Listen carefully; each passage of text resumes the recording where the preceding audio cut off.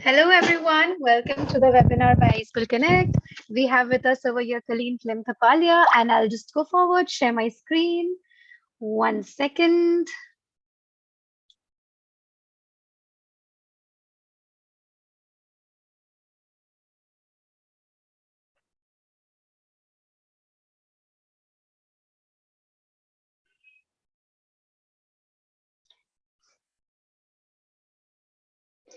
Awesome. So today's topic is the secret to secure admissions to a US university.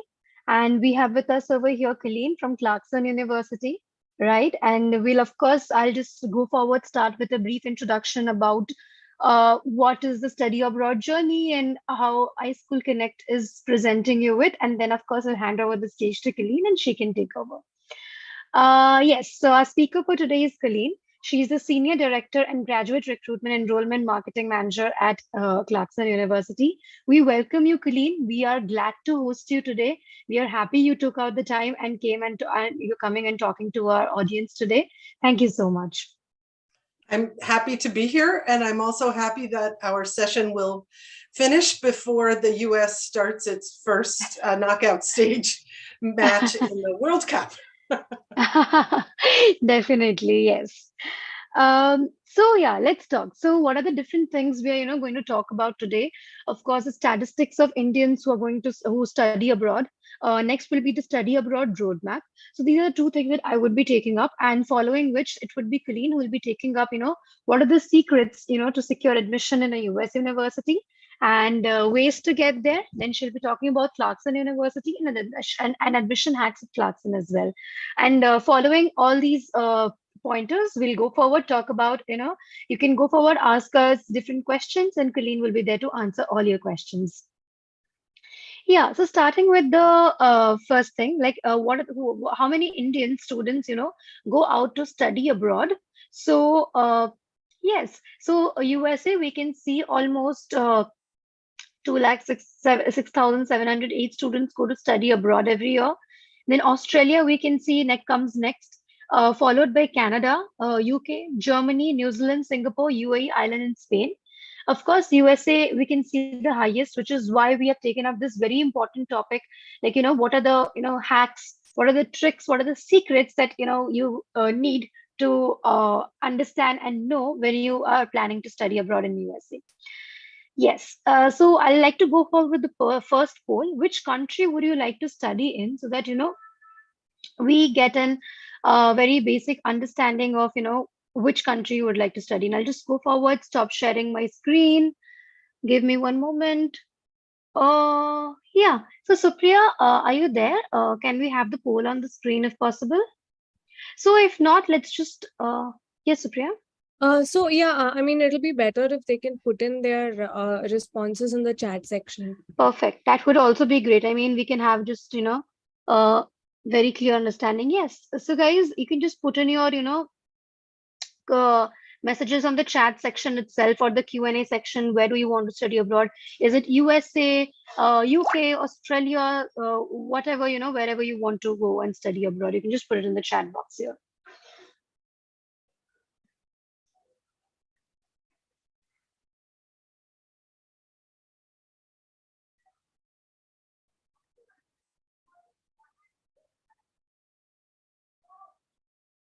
Perfect. So we see a few responses coming for USA. We got a queue. So Colleen, yeah, it's USA, most of the people. Yeah, so next slide would be, okay, you can't see my screen, right? 1 second. There is some issue. Give me one moment.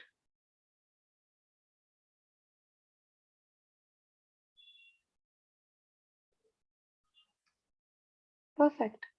I'll just go forward. Yeah. So coming to the next slide, we have the study abroad roadmap. So it's just, dividing your study abroad journey into 12 months. So I will, start with the 12th month, like the first month or the, when you start preparing.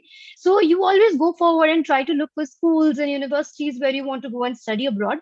So on this 12th of the first month, when you start in the next 12 months journey, it will be you researching about different schools, right? After you research about different schools, of course, you can come forward, use the iSchoolConnect College Finder, wherein there are a lot of schools and everything. The next one would be in the 11th one, which is the preparing the scores. So you would be looking at the different, tests that you will be taking, let it be English proficiency tests or other aptitude tests that required in your dream university, right? In the next month, you'll be going for collating the different mark sheets that you have, of course, the score sheets of these different aptitude tests and English proficiency, along with your academic scores and everything that you have acquired so far.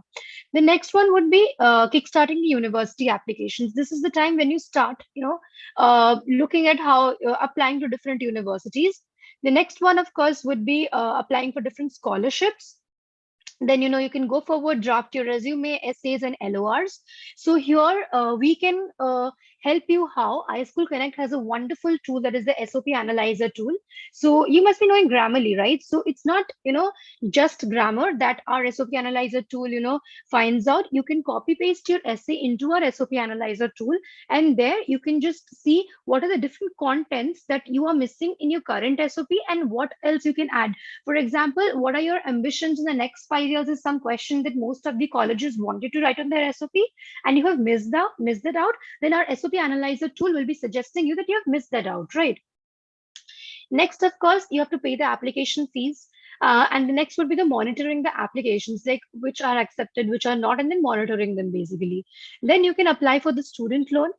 Finally, preparing for the student visa, and for the interviews also, we have a wonderful tool, which is the Video Interview Analyzer, VIA. And here, what will happen is you can go forward, you can put on the video. There will be several questions that will be asked to you on that screen, and you can go forward and answer them just like you would answer in any live interviews, right? And finally, at the end of that test, you will get a score sheet wherein your assess, your what scores basically your confidence, your how you look in the eyes of the interviewer and speak, and everything will be assessed in that score sheet, and you will understand what are your weak areas and what are your strong areas. Similarly, maximize on bettering your weak, and of course bettering your strong areas even more. Finally, you book your flight tickets. We do have a service partners in the travels as well, that is Skyscanner and other partners as well, where we can help you. Finally, the last month, get set, go. So this is how you can explore, apply, and fly with iSchoolConnect. So yeah, Colleen, so I'll go forward, hand over the stage to you. You can go forward, talk to them about the secrets that they are, looking for to study abroad in the USA. So yeah, Colleen, would you like to take it up? All right, I remember to unmute. So I hope you can hear me, and I hope you can see my slides. Is that yes, perfect. Correct? Okay, yeah. Good. So we're going to look at where are you in this process now that was just laid out in that beautiful graphic. Uh-oh, why am I not? It's not going forward. Hang on here. Corinne, you can just, press escape once. Yep, perfect. Okay. We are on the screen. We're good? Okay. Perfect, yeah. So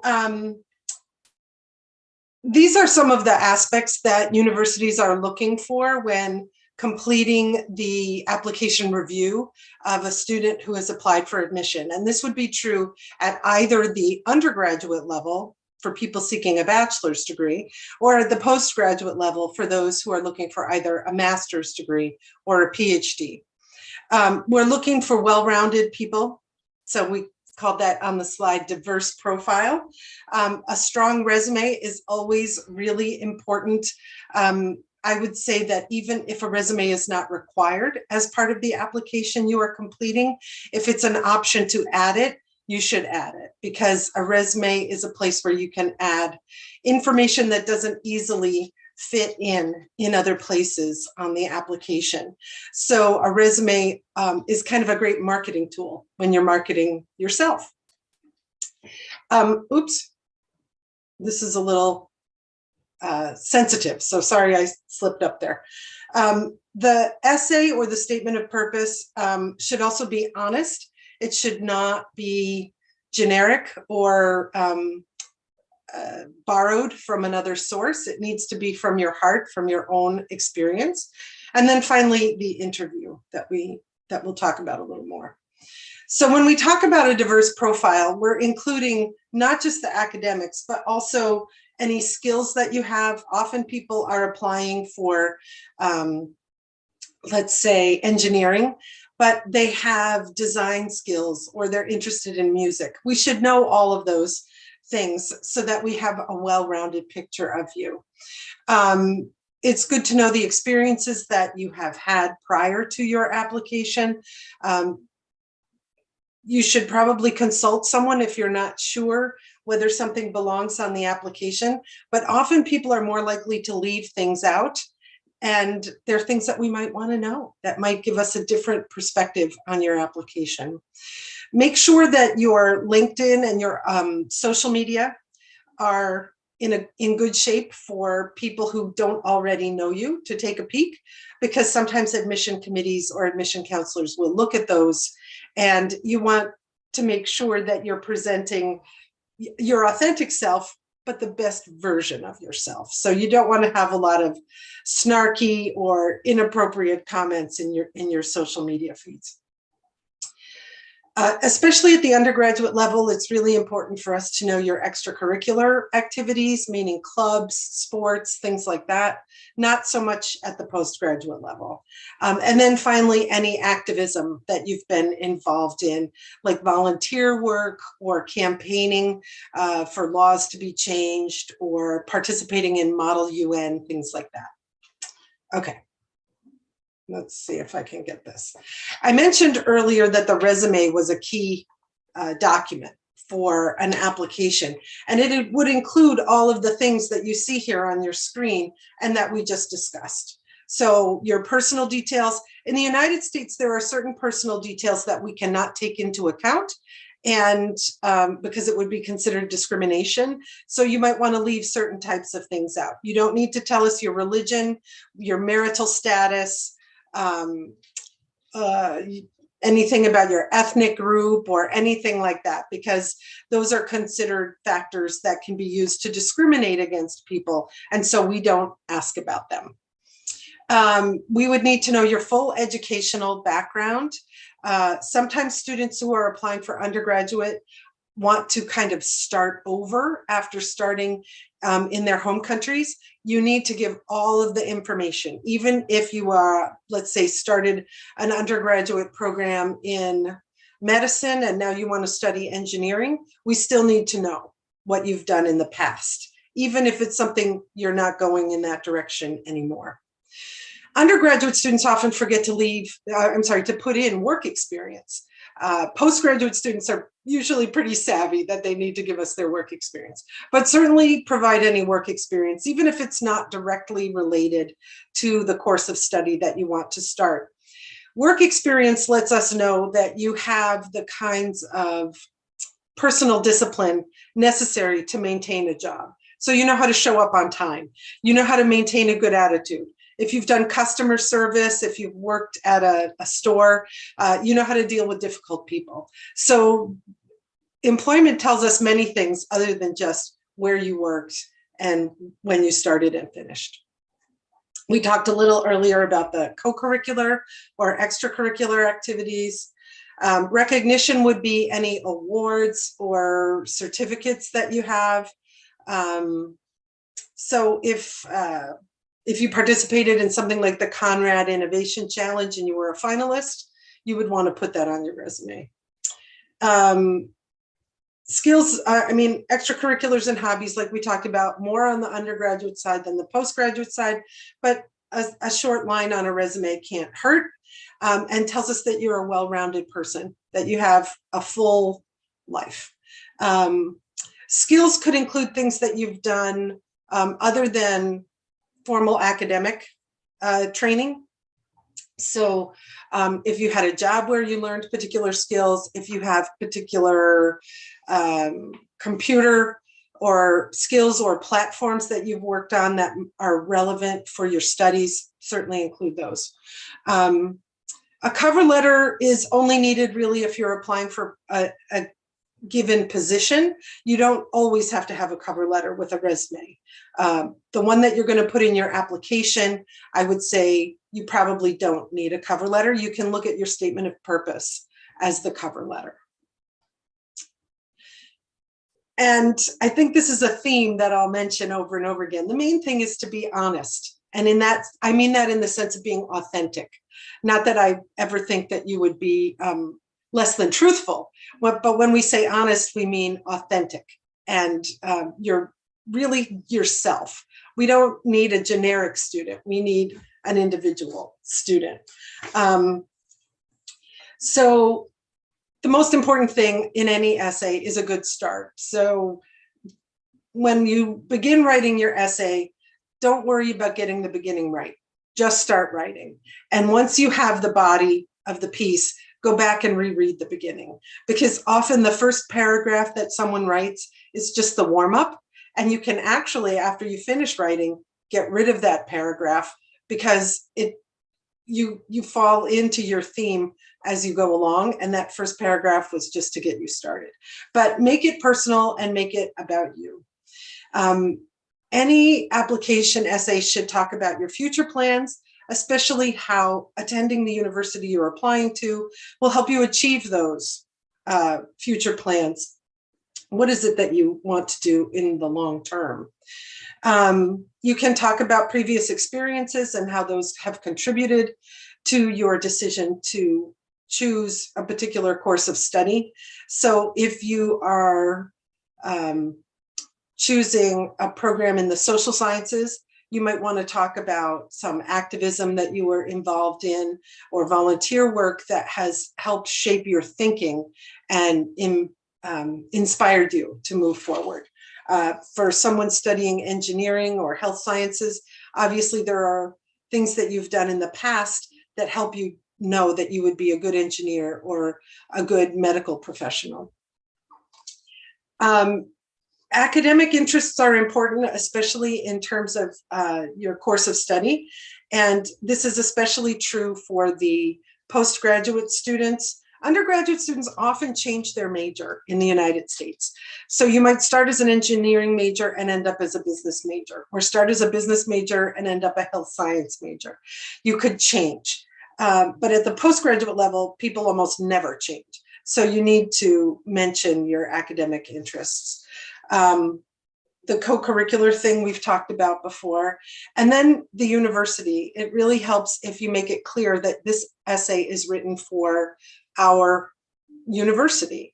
I can't tell you how many times I read an essay and the student has submitted the wrong essay. And instead of Clarkson University, it will say another engineering university, like RPI or something like that. Try not to make that type of mistake. It's easy to do, but it's also easy to avoid.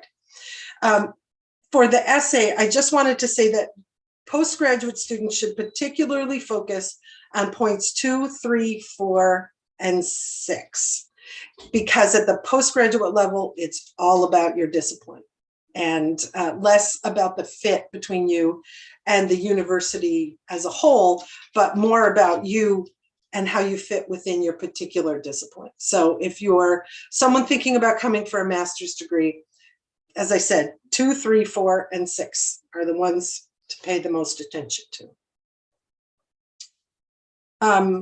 For universities that request an interview, I would make sure that you do the interview. If it's optional, you need to sign up for it. At Clarkson, we don't require an interview, but if one is required, this is excellent advice and bullet points for preparation. You need to be sure that you're fully familiar with everything you've submitted to the university, because the person who's interviewing you probably has all of those documents in front of him or in front of her, so that you would be referring back to things that they've already seen, and it all comes together in a smooth, consistent whole. The one thing you don't want in any application is for it to seem a little bit disorganized. You want a very clear sense of direction in all of the materials that you provide, so that the whole of the application reflects you clearly and carefully. So all of those things that we talked about for the resume, for example, should be on there. One of the things about an interview is you should be prepared with your own questions. It's a little bit it's not a great way to end the interview if the interviewer says, so what questions do you have for me? And you as the interviewee just say, I don't have any questions. Or you just look scared, right, when they ask you that. Be prepared with 2 or 3 questions, more if you have them, but also be respectful of the time of the interviewer. So I would say 3 to 4 questions is the right mix. And then don't be afraid to brag, but, you know, be reasonable about it. You don't want to come off as cocky, but finally be genuine, right? If you don't understand the person, Zoom is not a perfect medium for interviews. If you didn't hear the person, if you didn't understand the question, don't be afraid to ask. It will not reflect poorly on your English. In fact, it will show that you have confidence to say, I'm sorry, I didn't quite get what you were asking me. Or alternatively, if you think you understood the question, you can just reflect it back and say, I think what you're asking me is, and just check that you understood the question. And those are 2 very fluid ways, conversational ways to ensure that you understood and can provide the information that the interviewer asks for. Okay. So in terms of the interview, and basically overall with the application, let's ask ourselves, what are universities looking for, right? They're looking for people who can communicate well, who can communicate in reading and writing, who can communicate in listening and speaking. So we need to be good communicators, not just in the communication we produce, but in the communication we receive. Being a good listener is a highly valued skill, for example, and many of us struggle our whole lives to be better listeners than speakers, right? We want to be that person who is a great partner in communication. So universities are definitely looking for good communication skills. At both the undergraduate and postgraduate level, universities are looking for students who are a good fit with their programs, academically and in terms of their disposition. Someone who's not a people person should probably not go into a health science field, for example, or into teaching, because you're going to be working with other people all day, every day. And if you struggle to talk to people all day, every day, those aren't great fields for you. Whereas a different discipline where you have work in smaller teams, that might be perfect. So admission committees and faculty are looking for people who are a good fit academically, who have the right background, but who also have the right approach and disposition for their field. And if you're looking at a specialized program, there might be specific specialized skills that are sought. At Clarkson, we are particularly strong in engineering and business. Both of those are highly quantitative. So when we look at an application, especially undergraduate, where, as I said, people shift from discipline to discipline, we want to be sure we admit people who have those strong quantitative or mathematical skills. Programs in social sciences, for example, might be looking at different skills. They might be looking more at critical thinking and reading and writing skills as the primary skills that they focus on. Let's see. I'm going to skip that one. Okay, if it's okay with everybody, I'm going to move ahead and talk specifically about Clarkson. Yes, Do we have questions that I should answer before we move on? Colleen, not much as of now, but we can just finish maybe talking about Clarkson, then we'll take up questions. Okay, all right. So, I just wanted to make sure I didn't miss anything before moving on. Yes, so Colleen, I would like to, interrupt once. It's great that, Clarkson doesn't keep interviews as compulsory, which is, I think, a great barrier that most students face because everybody is not really very good at interviews, right? But they may be good at Yes. other things. So that's, I think, a key thing that we need to highlight. So yeah, guys, so Clarkson doesn't take interviews and that's really nice. The only time that I know for sure that students are asked for an interview is in a couple of our competitive scholarships. And then they choose finalists for the scholarship and interview and choose from that smaller pool of finalists. So that's the only time I can think of at Clarkson where there would be an interview. Sometimes in the PhD programs, if a faculty member is looking for a research assistant, the professor might shortlist 2 or 3 candidates and then ask them for a quick interview. But those are the only types of things. It's not across the board that people are asked for interviews. Perfect. That's great. Yeah. Good. Well, if that's okay, then I'll move ahead and talk a little bit about Clarkson. Oh no, this thing is so sensitive. Okay, I put together some accolades or good things about rankings and things that tell a bit of the story of why Clarkson is a great place to study. Some of those have to do with the results students get when they study at Clarkson. So some of them, like you can see the top 3% on the pay scale, salary report, and being named Princeton and things like that.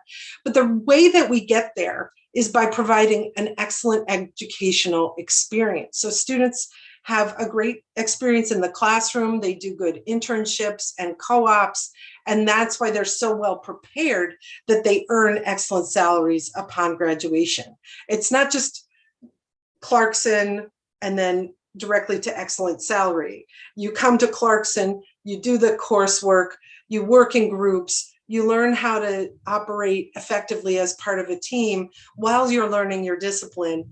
You do internships and co-ops, you do undergraduate research. There's a lot that goes into it while you're a student, and that's when you graduate. And the employment results kind of speak for themselves at that point. I would highlight that we come out in the top 20 for the best career services as measured by the Princeton Review. And I say that because students are often afraid that once they graduate, they're just going to be on their own with nobody to help them. And that's not the case at Clarkson. And it's true for both undergraduate and postgraduate students. For example, our Career Center keeps a list of employers that they know will sponsor students after the OPT period is ended, because that's important to our international students to be able to stay and work in the United States if that's their choice. So we try to make sure that we help students at every level. Let's see. I think by this point, everybody's read everything and I don't need to share the rest, but we're very proud of being considered a top tier national research university in the United States. There are 4,000 universities in the United States, and I think we're number 127. So there's always higher you can go, but if you're in a pool of 4,000 and you're right near that top 100 mark, that's really something to be proud of. And we are indeed very proud of it, and proud of the kind of students we welcome, because our rankings are dependent on our students and how our students do. I share this photo of someone riding a snowmobile just to highlight that Clarkson is in a part of the United States where we experience all 4 seasons, including the winter. So if you were to come to Clarkson, you would experience the winter too. And I would encourage you to find lots of ways to enjoy it and develop a lifetime of great stories about the things that you did in the snow, like tobogganing and cross-country skiing and all kinds of things like that. We're in a part of New York that's considered that we call the North Country, because it's the northernmost part of New York State. And it's about a 7-hour drive, 6-7 hour drive from New York City. Ironically, we're much closer to the capital of Canada. It's about an 1.5-hour drive to Ottawa from Potsdam, compared to such a long drive from New York City. And some students do get Canadian visitor visas so that they can travel back and forth from the United States and visit Canada. I find a lot of our international students have family, friends, and just want to visit a nearby country. Clarkson participates in Division III sports in the NCAA, except in ice hockey, where we're in Division I. We also have a lot of musical and theater options, even though we don't have majors in those. But a lot of students decide to continue their interest in music and theater while they're students at Clarkson. And there are lots of clubs and groups that appeal to international students. I think it's great that we have a Premier League Watchers Club, but we also have club sports like table tennis and cricket. So students find others with similar interests to their own. Okay, sorry to zoom through. Okay, some admission hacks. These are, we're calling them secrets, but I'm sharing every secret I have with all of you. My first is to make sure you understand the English proficiency requirements of the universities that you apply to. At Clarkson, we accept 4 major types of English proficiency exam. We accept TOEFL, IELTS, PTE, and Duolingo. Currently, we are also accepting the home edition of TOEFL. So there's a wide range of exams that we accept. And each university will have its own list, and their scores on the different tests they accept may be a little different. So at Clarkson, we require 6.5 IELTS. If you send us 6, we're not going to be able to admit you. So if you're only applying to schools that accept the level you have, make sure you understand what those levels are. As I mentioned when we were talking about essays, be specific in your materials, especially your essay. Make sure you talk about Clarkson. Don't be generic. Some students will try and write one essay that goes to all of the universities, and instead of naming the university, they'll say, at your university, da da da da da da. Well, we know the name of our university, so it would be best to, if you're applying to 4 different universities, write it with one university and then do a find and replace with the second university's name, and do that each time for each of the 4 universities. But also, I would say, especially for the postgraduate students, be specific about what you've learned about Clarkson on the website. So if you want to study a particular area within the field of electrical engineering, you need to go on our website and find out what the professors at Clarkson are doing research on, so that you can tailor your message to be specific about Clarkson. And that's a good hack. It's a really good one. My next one is to use the admission application portal to check the status of your application.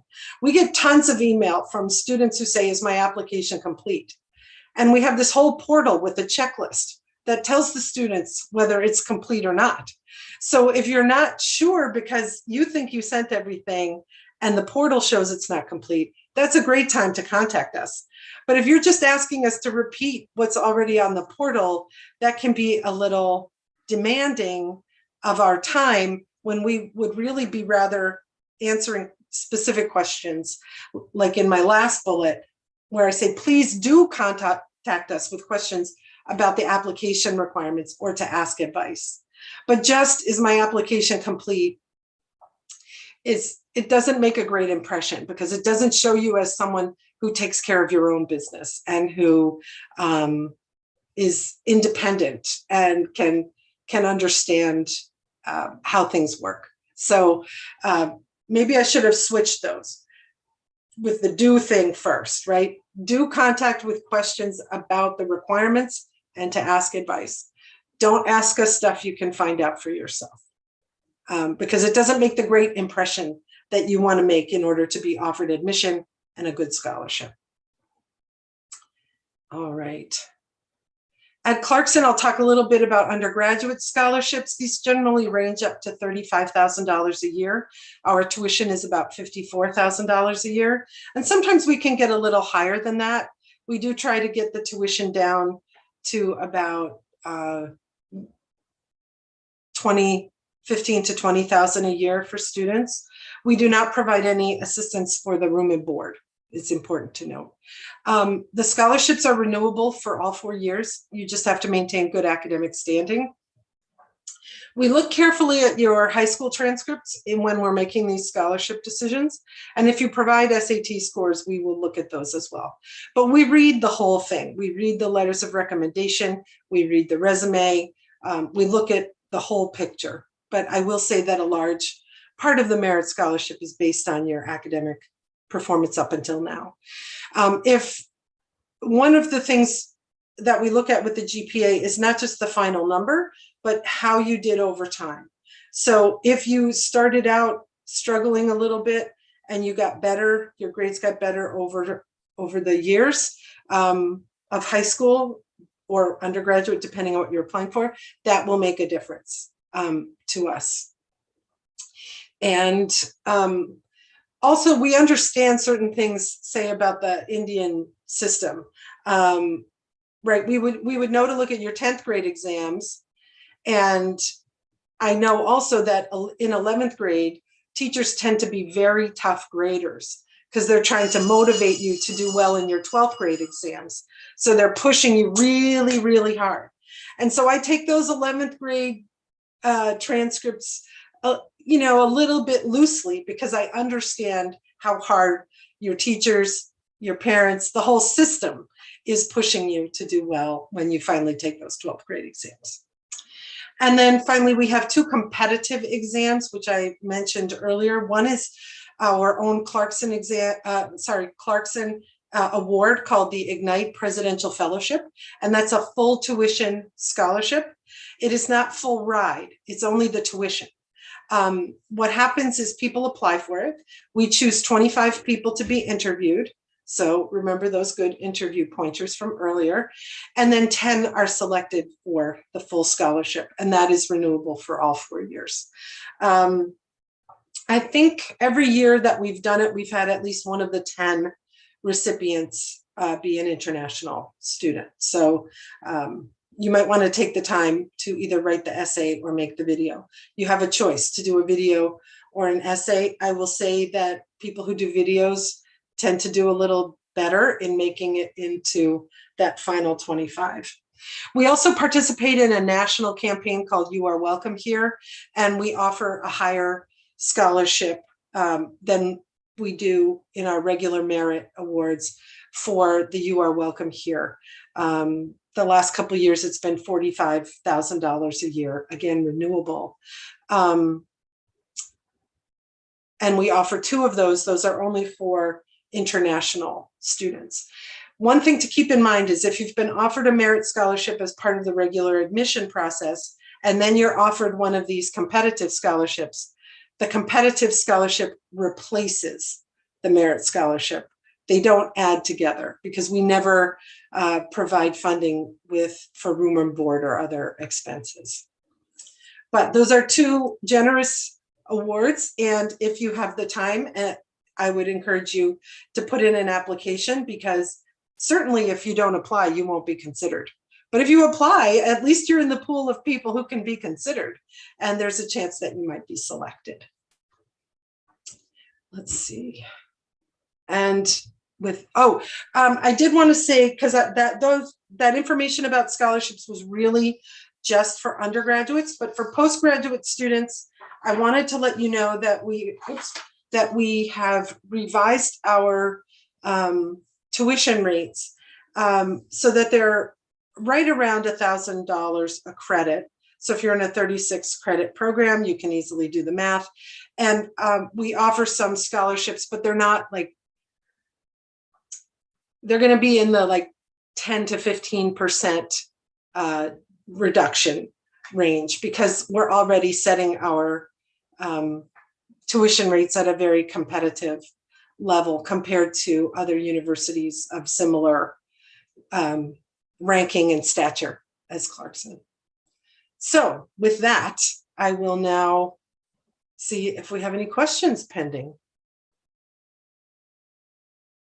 Yes, Colleen. So we do have a few questions. I'll just go forward, ask you the questions, right? There is a Awesome. certain question from Ritika Sharma. So she asks, can you please tell about the scholarships and financial aids? So yes, Ritika, I think Colleen just talked about the I did. scholarship.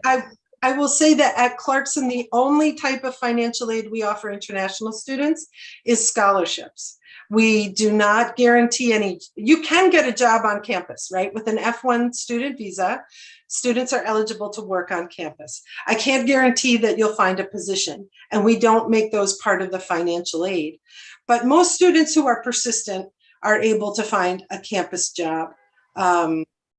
It just depends on how flexible you are, right? If you're willing to work in food service, you're more likely to find a job. If you only want to work in an office, you know, you might have a harder time finding a campus job. But we don't offer loans. Unfortunately, we're not able to do that. For master's students, I know in India there are lots of ways to, lots of banks offer loans. There are other kinds of loan providers. Undergraduates who are seeking educational loans, I think, can only get them in the third and fourth year of their degree. I don't believe loan providers will fund the first and second year of a bachelor's degree. I think that covers most things. Yeah. So there is another question from same, that is Ritika. So she asks, should we answer the additional questions that are there in the applications? I think she's talking about the Common App, which has places for additional information. I have seen students use that as a really great opportunity.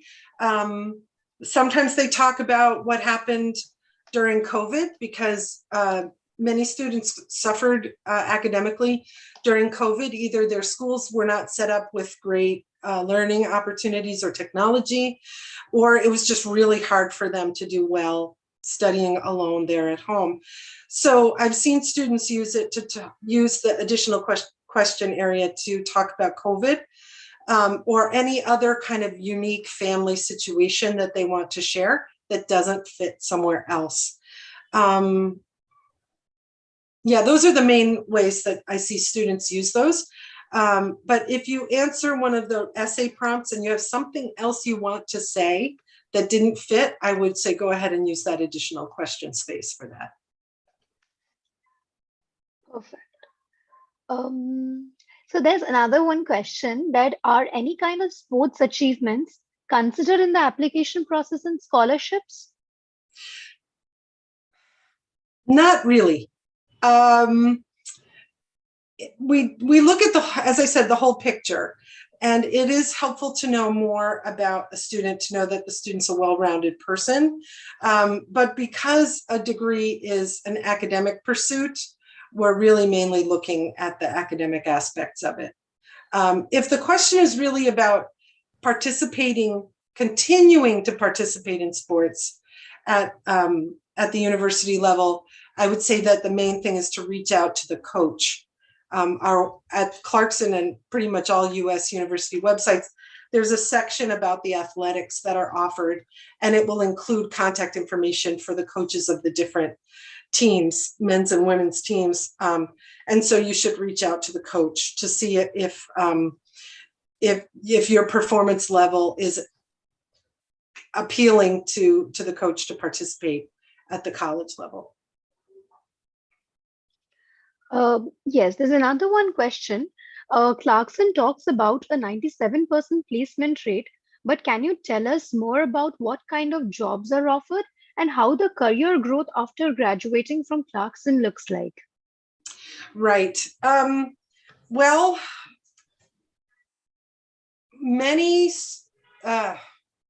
so it might be helpful to know that the average starting salary for a Clarkson student coming out of a bachelor's degree is well over 60,000 US dollars a year, which is a very high salary in general, and an extremely high salary for a young person, someone who's only 21, 22 years old.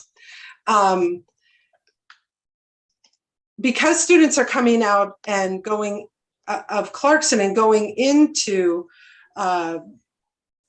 entrepreneurial companies, well-established companies, they have a great career potential. I don't have the salary information 5 or 10 years out.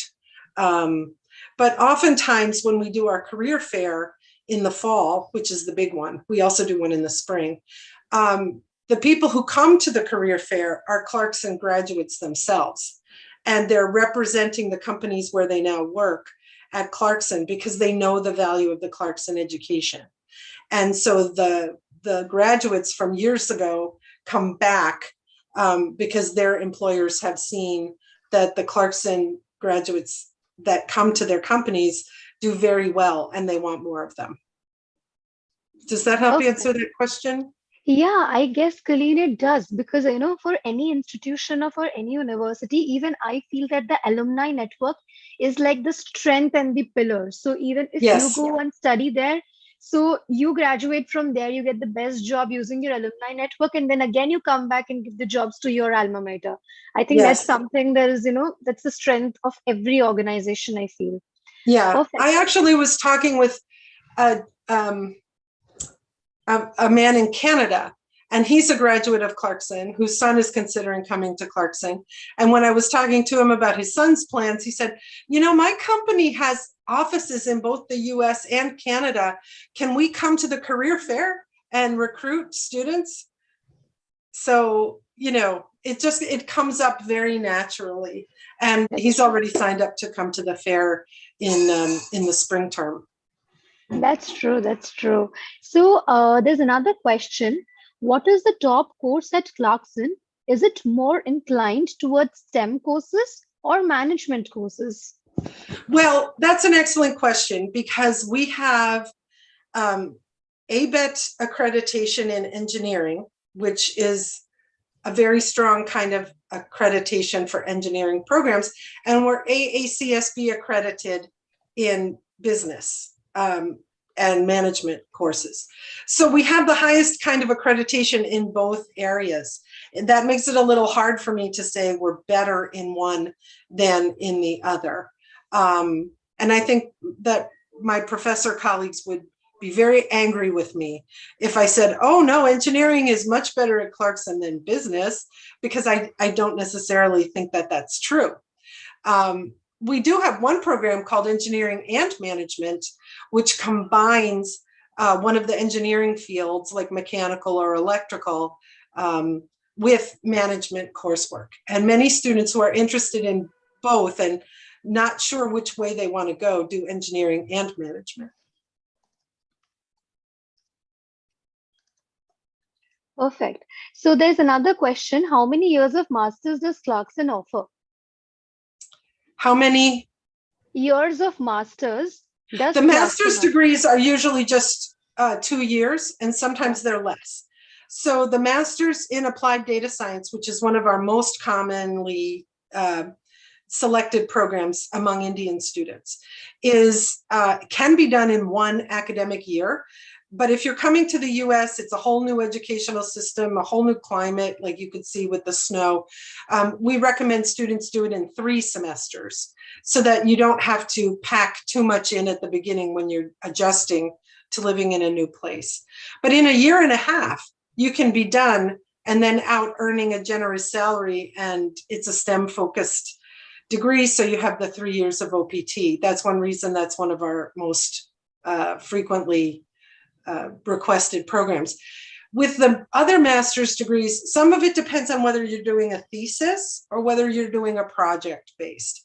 So in computer science, for example, you can do a thesis-based master's where you do original research and write a thesis, right? An academic document. Or we have a project-based where instead of writing the thesis, you go and do an applied project. There's still a write-up. It's still very rigorous, but you can finish the project-based master's probably faster than you can finish the research-based master's. So it has to do with the nature of the program and how quickly the student himself or herself wants to go through. Few students stay beyond 2 years or 4 semesters. Perfect. So there's another question, Colleen. So for master's course in Clarkson, is academic background given more importance or work experience given more importance? Academic background is given more importance overall, but depending on the program, work experience can be significant, let's say. So in data science, if you have some experience with data as an analyst or even at a junior level, that might help if your academic background is not the strongest. In business, we can waive the GMAT if you have work experience. So there are different ways that work experience is seen. But if you're looking to do a thesis master's in chemical engineering, work experience is not going to be as important as your academic background. Okay, perfect. So Colleen, the next question is basically, so in India, what happens is there are a few undergrad courses that are of 3 years and a few that are of 4 years, right? So the question points out too that for Indian students who wants to apply for masters at Clarkson, do they need at least for 4 years of undergrad, or does 3 years of undergrad also suffice? 3 years can work. A lot depends on what the discipline is. So if you did a 3-year degree in chemistry and you want to come and study chemistry at Clarkson, that's going to be a very good fit. Pardon me. But if you do like a BCA, that's not a great fit with a master's level study in data science, for example, or computer science. Does that help answer the question? But we will look at an application that has a 3-year bachelor's in it will go forward for faculty review. Perfect.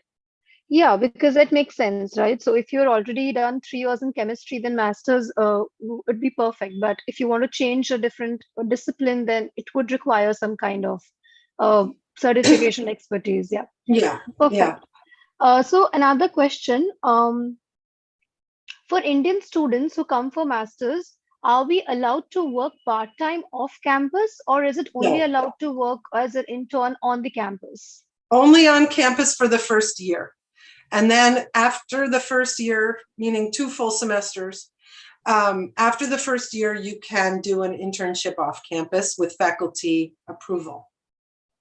Perfect. But you cannot work off campus the first year.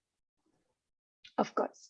Yeah. Perfect. So there is a very direct question from a student. So, ma'am, what is an ideal percentage for a student in undergraduate to get an admit? Are we talking about the 10-point CGPA? Yeah. Yes, the CGPA basically. I think 7 is probably 7 and higher is good. If we're getting down into 5 and 6, it's not quite as good. We also look at backlogs. So, if there's a high number of backlogs, that will work against a student. So we always look for the semester-wise mark sheets. We don't want to only have the consolidated mark sheets. Okay, got it. Yeah.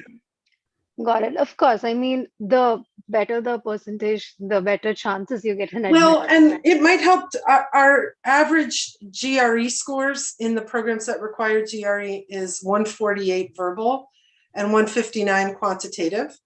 So, if your GPA is a little lower, but your GRE is strong, that might balance out a little bit.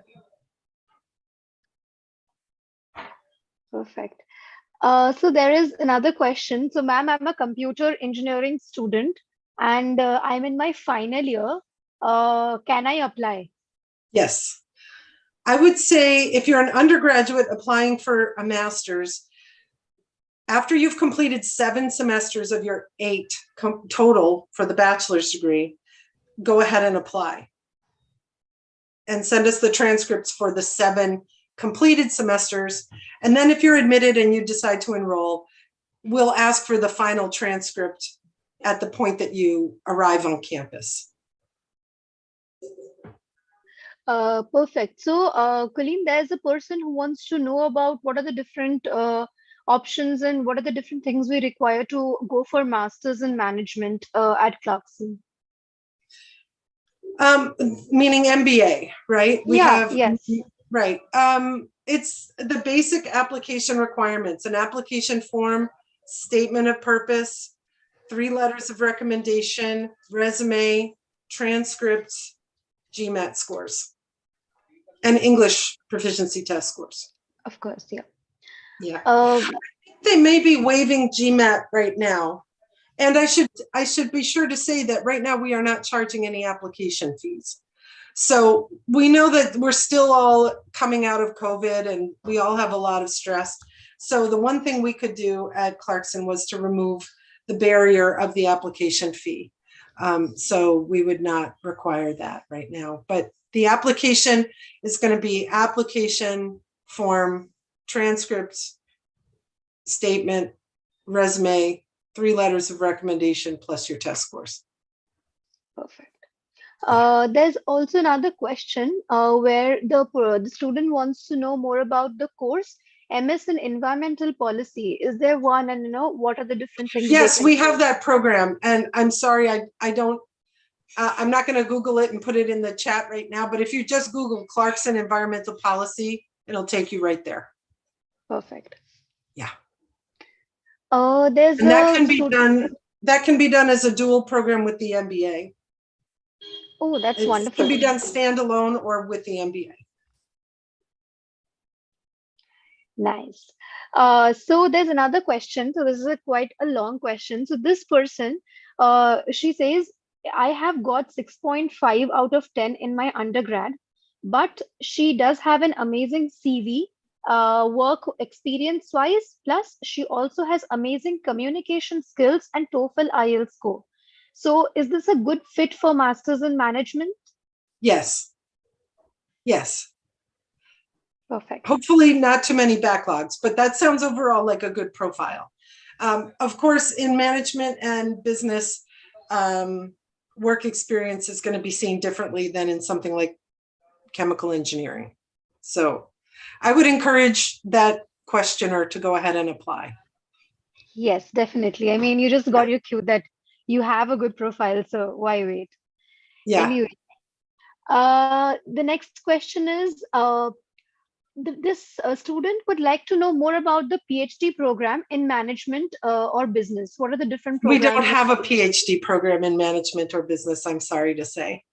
And the person who's questioning should also look at DBA programs, Doctor of Business Administration, because he or she could maybe be missing out on opportunities by focusing only on PhD, when in the management disciplines, the terminal degree is often the DBA, right? After the MBA, you do the DBA. So make sure to look at both. Yes. So lastly, we'll just take one more question because we are at the end of the webinar today. Yeah, it went so fast. Yes, it did. But it was great, students are asking questions and it's just great to, have these I'm questions shared grateful. with us. Yeah. So this person, he says, I am 42 years old, but I have a PhD in humanities. And this person would also like to pursue an MBA. So what are the prospects that we see? For admission, the prospects are great. You'd have to be very persuasive at the visa window to convince the visa officer that there's a good reason why you want to come to the United States and get an MBA after completing a PhD. Certainly if you're looking to start your own business, let's say you have a PhD in one of the engineering fields and you want to get an MBA to go forward and get venture capital and start your own business, then that could be very persuasive. But for admission, I don't see a tremendous amount of difficulty.